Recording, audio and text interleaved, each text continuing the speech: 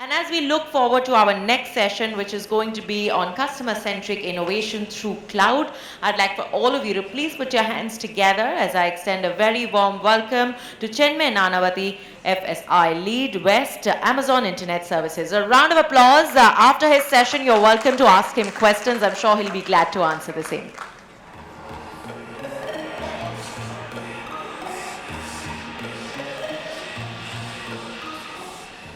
Good afternoon. Just a quick check. Am I audible? Can anybody hear me? Is the mic good? Thank you. Fantastic panels. It's like standing on the shoulders of giants because a lot of what they've discussed is at the cutting edge of what is happening in the financial services industry. Asim spoke about what's going to happen in the next 5 years. How do you predict? Things are changing so fast. Arun earlier spoke the same thing in the panel above. I think what I'm going to talk about is that innovation sometimes is an overused word, and the real value of innovation lies only when the rubber hits the road, right? And at Amazon, being an innovative company across industries, we've built certain mental models. We've unearthed certain things that have helped us identify what are the vital elements that lead to innovation. I'm only going to talk of those 3 things that, among the many, of course, that we feel are what all of us as organizations, as tech leaders in the BFSI industry should consider when you look at innovating for customers. I think the first one is durable needs, right? Again, I'll refer to what Arun said. Products are changing, things are changing, the market is changing so fast. How do you identify what is it that you want to focus your innovation efforts on? And the way we look at it at Amazon is that there are many ways in which you can formulate your strategies. But it's important to identify those needs of customers that are stable in time. Because it's only when you actually put your effort on those needs of customers that you've identified to be stable in time that you can actually build sustainable innovation practices. What do I mean by this, right? You can choose to formulate your strategies around how your competition is behaving. But your competition is changing rapidly, and we just heard that. You can choose to formulate your strategies around certain aspects of technology, but technology becomes obsolete in a few years, right? So what are those basic elements that you want to formulate your innovation strategies on, and you want to focus all your energies on? Because it is these elements, these basics, these durable needs of customers that will actually give you dividends in the long term. At Amazon, we believe that these durable needs of customers are price, selection, and convenience. And this, of course, applies to the retail bit. No customer yesterday, today, or 10 years down the line is going to say, hey, Amazon, I love you, but you should be a little more expensive. Or no customer is going to say, hey, Amazon, I love you, but you can deliver a little slowly. So we've identified that these elements are the basic needs of every customer. These are the durable needs. These stay stable in time. And so all our energies go around building innovation around these needs, right? Similarly with AWS, we've identified the durable needs of customers around availability, security, ease of use. No customer today or 10 years, it's inconceivable that any customer will say, AWS, your services are great, but you should have a little more downtime.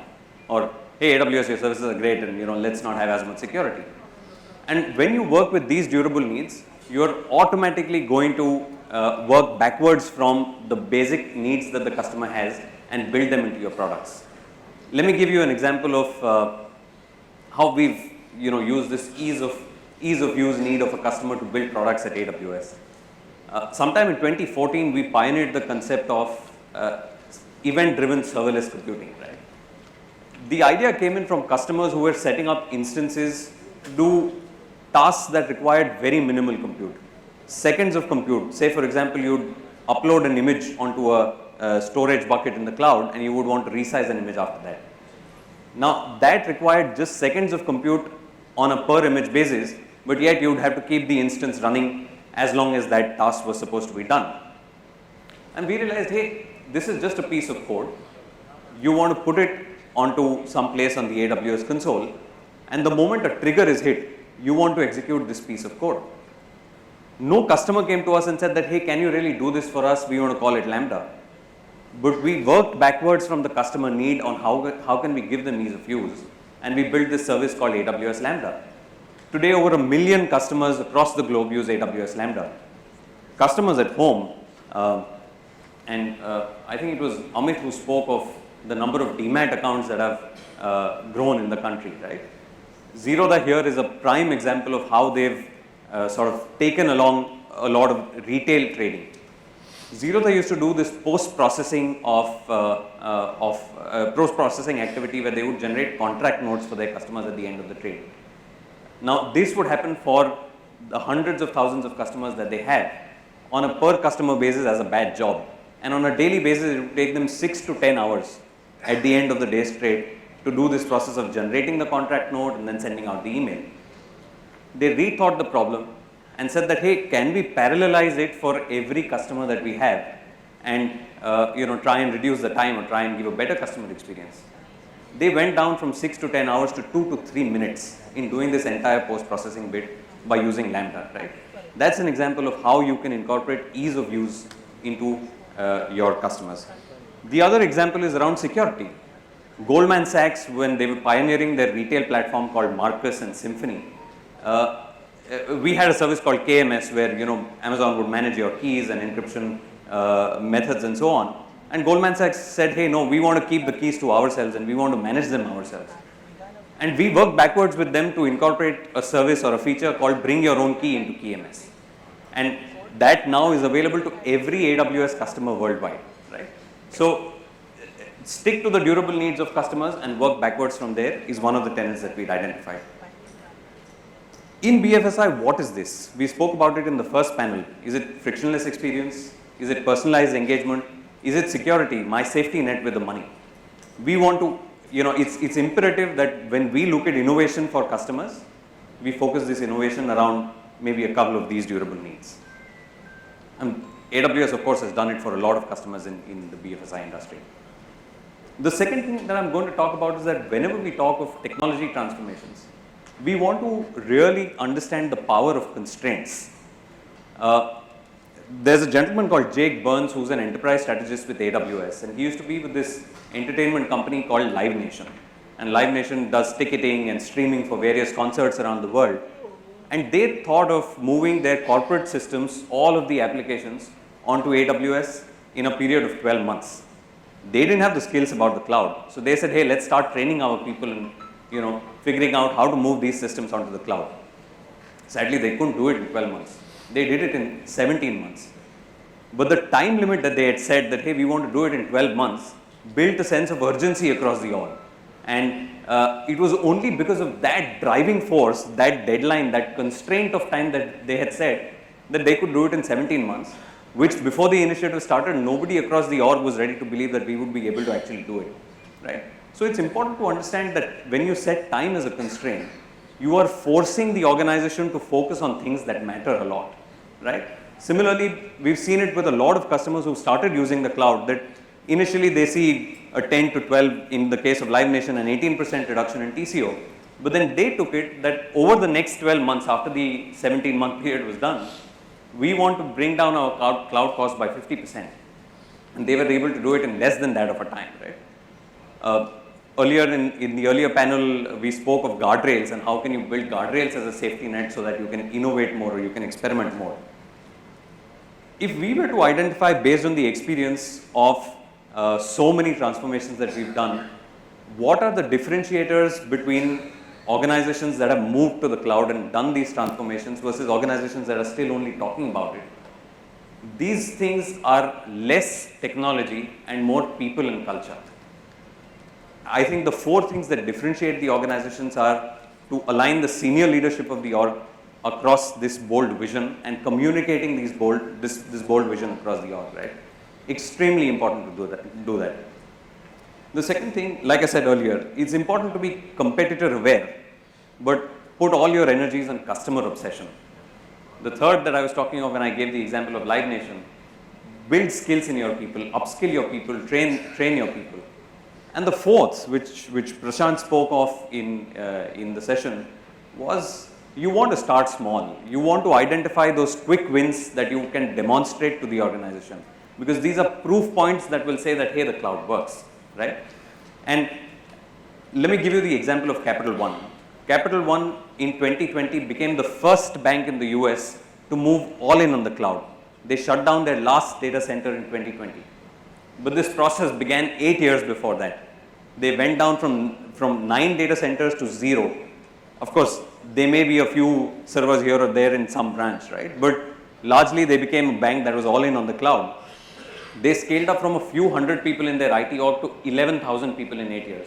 And they now rebrand themselves more as a tech company than as a bank, right?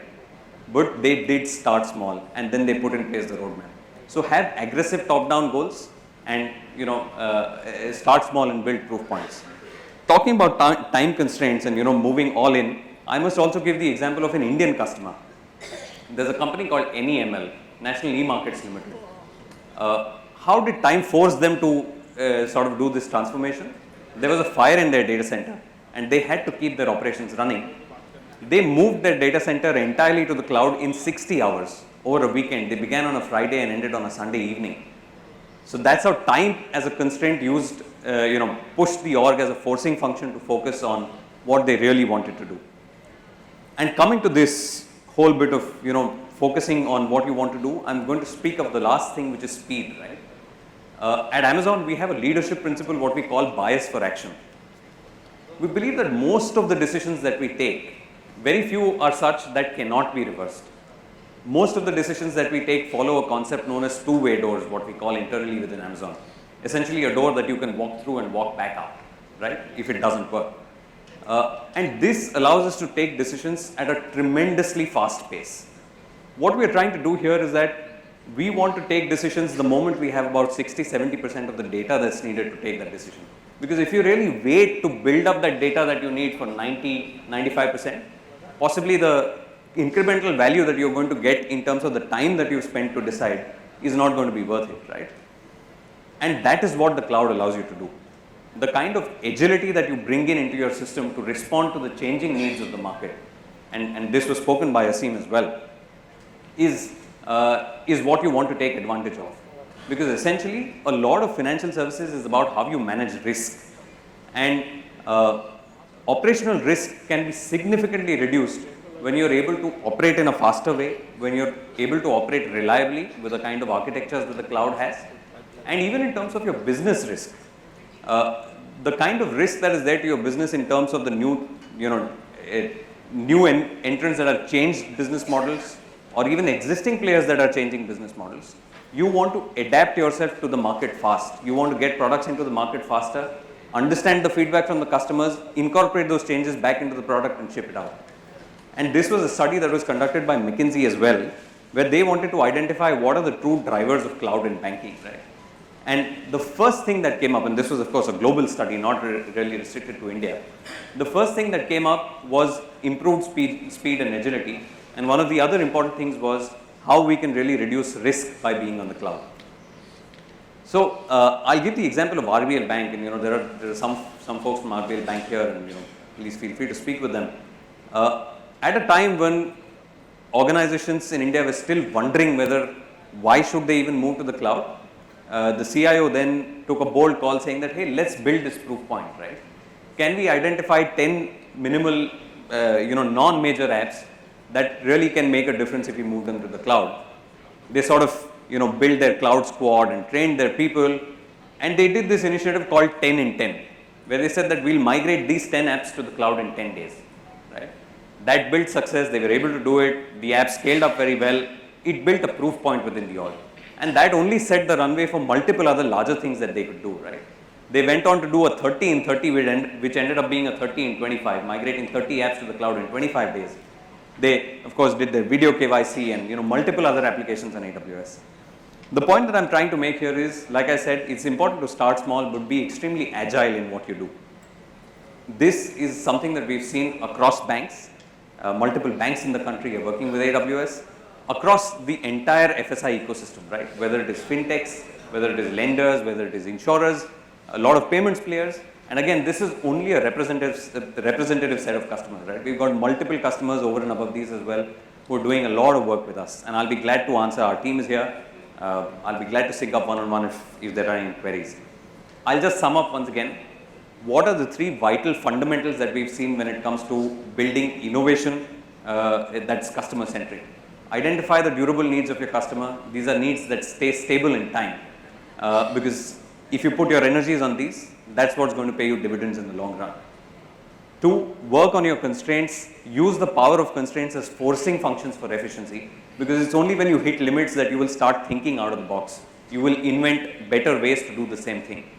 And the third one is use the technologies of today to be agile, to respond to the market and to reduce your risk, right? I'm open to any questions just in time. Thank you.